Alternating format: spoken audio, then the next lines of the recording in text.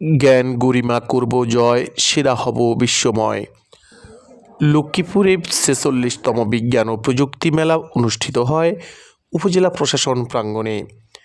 ১৯-২০ জানুয়ারি সকাল ১০টা থেকে বিকেল ৫টা পর্যন্ত সদর উপজেলার ২৮টি শিক্ষা প্রতিষ্ঠান ২৮টি স্টলে তাদের বৈজ্ঞানিক কর্মকাণ্ড প্রদর্শন করে।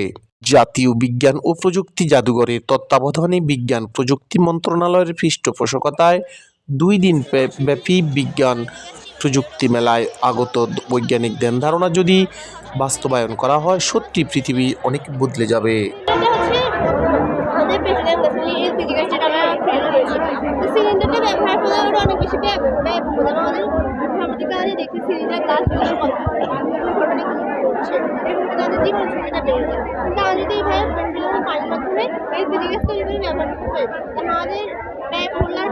সাশ্রয়টা বাড়বে, আমাদের জীবনের ঝুঁকিটাও কমবে।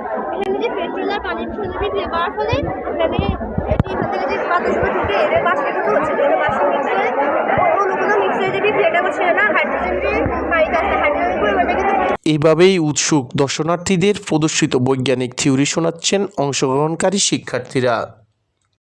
বাংলাদেশে প্রচুর রেলওয়ে পাতের কারণে প্রচুর রেল দুর্ঘটনা ঘটে থাকে। হ্যাঁ, তো আপনি মনে করেন যে মাত্র এখান থেকে একটা ট্রেন গেছে, ওটার স্পিড ছিল 200 কিলোমিটার পার আওয়ার। হ্যাঁ, তখন ট্রেন যাওয়ার কারণে মনে করেন এই পাতটা হালকা একটু সরে গেছে বা গরমের কারণে পাতটা বাঁকা হয়ে গেছে। এই কারণে কিন্তু মনে করেন যে কেউ পাতটা কাটছে বা মনে করেন অনেক রকম কাজ করে থাকে, নাটগুলো খুলে দিয়েছে। হ্যাঁ, তো এই কারণে কিন্তু অনেক ট্রেন দুর্ঘটনা ঘটে থাকে। তো আমি এটার জন্য ক্ষুদ্র প্রকল্পটা হাতে নিয়েছি জাস্ট ডেমো হিসাবে। আপনি যে মনে করেন যে মাত্র এখান থেকে একটা ট্রেন গেছে, এটা খুলে গেছে বা সংযোগটা বিচ্ছিন্ন হয়ে গেছে, তখন কিন্তু এটা সাথে সাথে অ্যালার্মটা দেওয়া শুরু করবে। এই যে অ্যালার্মটা বাজতেছে, যখন এটা একসাথে থাকবে তখন কিন্তু অ্যালার্মটা বাজবে না, ডিসকানেক্ট হওয়ার সাথে সাথে অ্যালার্মটা বাজবে। তো যখন অ্যালার্মটা বাজবে তখন এটা দায়িত্বে যিনি থাকবেন উনি আগে স্টেশনে ফোন যেভাবে হোক বলবে যে ট্রেনটা যাতে একটু দেরি করে পাঠায়, যাতে দুর্ঘটনাটা রোধ করা যায়। এখানে ২৭টি প্রতিষ্ঠান থেকে ২৭টি স্টল অংশগ্রহণ করেছে।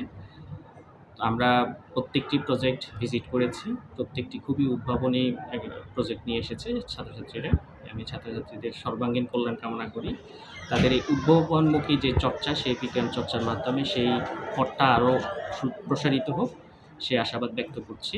সেই সাথে উপজেলা পর্যায়ে বিজ্ঞানকে এবং প্রযুক্তিকে সহযোগিতায় এবং তাদেরকে এই সেক্টরে আরও এগিয়ে নেওয়ার ক্ষেত্রে আমরা আরও বিভিন্ন ধরনের প্রকল্প গ্রহণ করব। ধন্যবাদ।